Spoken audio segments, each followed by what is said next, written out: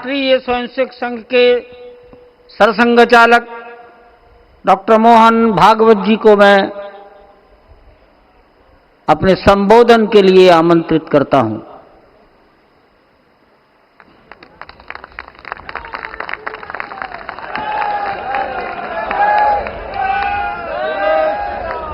देश के सम्माननीय यशस्वी और जयस्वी प्रधानमंत्री जी आदरणीय नरेंद्र जी मोदी,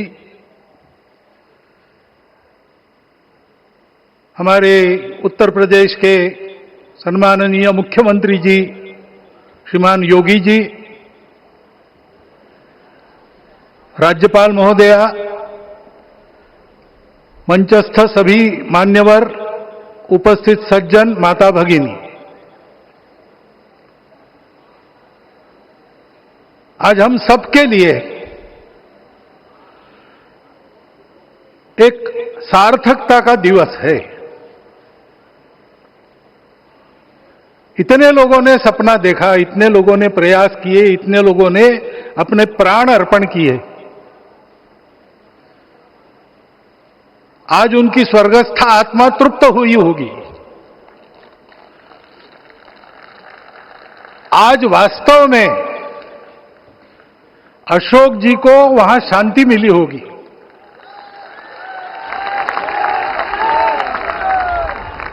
महंत रामचंद्र दास जी महाराज, श्रीमान डालमिया जी, कितने संत, कितने गृहस्थ, कितने विद्यार्थी, उन्होंने अपना प्राणार्पण किया, अपना पसीना बहाया। जो पीछे रहे वो भी रोज ये इच्छा मन में व्यक्त करते रहे कि मंदिर बनेगा बनेगा, बन गया। और आज उस मंदिर निर्माण की शास्त्रीय प्रक्रिया पूर्ण हो गई, ध्वजारोहण हो गया। राम राज्य का ध्वज जो कभी अयोध्या में फहराता था और संपूर्ण विश्व में अपने आलोक से सुख शांति प्रदान करता था, वो ध्वज आज फिर से नीचे से ऊपर चढ़ता हुआ और अपने शिखर पर विराजमान होता हुआ हमने अपनी आंखों से देखा है, इसी देह में देखा है। ध्वज प्रतीक होता है। इतना ऊंचा ध्वज चढ़ाना कितना समय लगा आप जानते हैं। मंदिर बनने में भी समय लगा, 500 साल छोड़े तो भी 30 साल तो लगे ही। उस मंदिर के रूप में हमने कुछ तत्वों को ऊपर पहुंचाया है।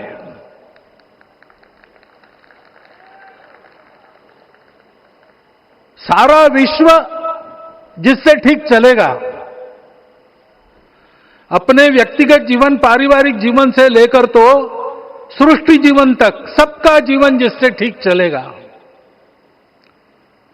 वो धर्म, उस धर्म का प्रतीक भगवा रंग, वह इस ध्वज का रंग है। ये धर्म ध्वज है। इस धर्म ध्वज पर रघुकुल का प्रतीक कोविदार वृक्ष है। वैसे रूप देखा जाए तो कचनार जैसे लगता है। और जो खोजी लोग हैं वो खोज कर कह रहे हैं कि मंदार और पारिजात दो वृक्षों का एक तरह से संकर है। दोनों वृक्षों के गुण, ये दोनों वृक्ष देव वृक्ष कहलाते हैं। दो देव वृक्षों के गुणों का समुच्चय ये वृक्ष है।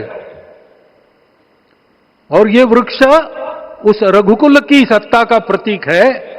वो सत्ता वृक्ष से व्यक्त होती है, जिसके बारे में कहा गया, छायाम अन्यस्य कुर्वन्ति तिष्ठन्ति स्वयं आतपे।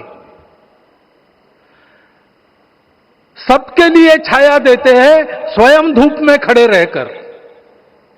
फलान्यपि परार्थाय, फल स्वयं उगाते हैं, दूसरों के लिए बांट देते हैं। वृक्षाः सत्पुरुषा इव, वृक्ष सत्पुरुष होते हैं।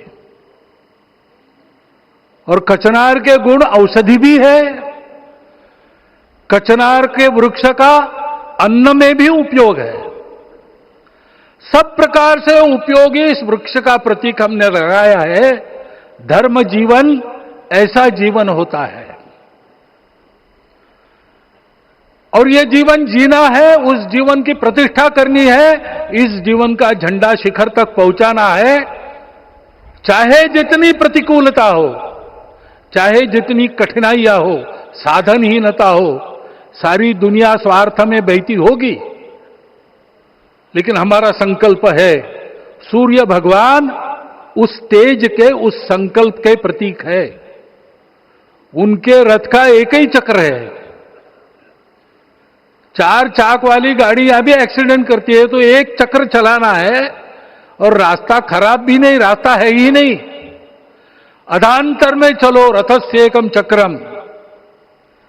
रथ चलाने के लिए 7-7 घोड़े, उनको नियंत्रण करने के लिए सांपों के लगाम है, और रास्ता नहीं है, और सारथी जो है उसके पैर नहीं है।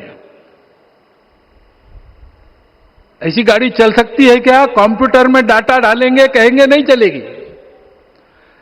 लेकिन बिना थके रोज पूरब से पश्चिम, पूरब से पश्चिम जाना आना सूरज भगवान कर रहे हैं। क्योंकि कार्य की सिद्धि स्वत्व के भरोसे होती है। हिंदू समाज ने लगातार 500 साल और बाद के दीर्घ आंदोलन में अपने इस स्वत्व को सिद्ध किया, और रामलला आ गए, मंदिर बन गया। यही बात सत्य पर आधारित धर्म, सत्य जो प्रतिनिधित्व होता है ओंकार से, वो सारी दुनिया को देने वाला भारत हमको खड़ा करना है। हमारे इस संकल्प का प्रतीक यह राम मंदिर, उसकी प्रक्रिया आज हमने पूरी कर ली है। यह धर्म, यह ज्ञान, यह छाया, यह सुफल संपूर्ण दुनिया में बांटने वाला भारतवर्ष खड़ा करने का काम अपना शुरू हो गया है। उसको, इस प्रतीक को देखकर, हिम्मत रखकर, उसी प्रकार सतत प्रयास करते हुए सब प्रकार की विपरीतताओं में भी हम सबको मिलके करना पड़ेगा। आज ये हमारे कृतार्थता का दिवस है, और आज हमारे संकल्प की पुनरावृत्ति का ये दिवस है। वो संकल्प हमको हमारे पूर्वजों ने दिया है। एतद् देश प्रसूतस्य सकाशाद अग्र जन्मनात्। इस देश के जन्मे हुए अग्र जन्मना है, सबसे प्राचीन है, इसलिए बड़े भाई है। वो ऐसा जीवन जिए कि स्वम स्वम चरित्रम शिक्षेरन पृथिव्याम सर्वमानवा। पृथ्वी के सर्व मानव अपने अपने चरित्र की शिक्षा, जीवन की विद्या भारतवासियों से सीखे। ऐसे भारतवासियों का परम वैभव संपन्न, सर्वशक्ति संपन्न और सबके लिए खुशी बांटने वाला, शांति बांटने वाला, सबको विकास के सुफल देने वाला भारतवर्ष खड़ा करना है। ये विश्व की अपेक्षा है, हमारा कर्तव्य है। मंदिर में श्री रामलला विराजमान है, उनका नाम ले और इस कार्य की गति हम बढ़ाए। इतना एक विषय आपके सामने रखता हूं। जैसा सपना देखा था उन लोगों ने, रामदास स्वामी ने कहा था, स्वप्नी जे देखिले रात्रि ते ते तैसे ची हो तसे। ऐसा सपना उन्होंने देखा था, बिल्कुल वैसा। और मैं कहूं कि उन्होंने जो सपना देखा था उससे भी अधिक भव्य और अधिक सुंदर ये मंदिर बन गया है। हमारे हृदय में वो निश्चय का सृजन करे, तपस का सृजन करे। ये शुभकामना मैं आप सबको देता हूं और मेरे शब्दों को विराम देता हूं।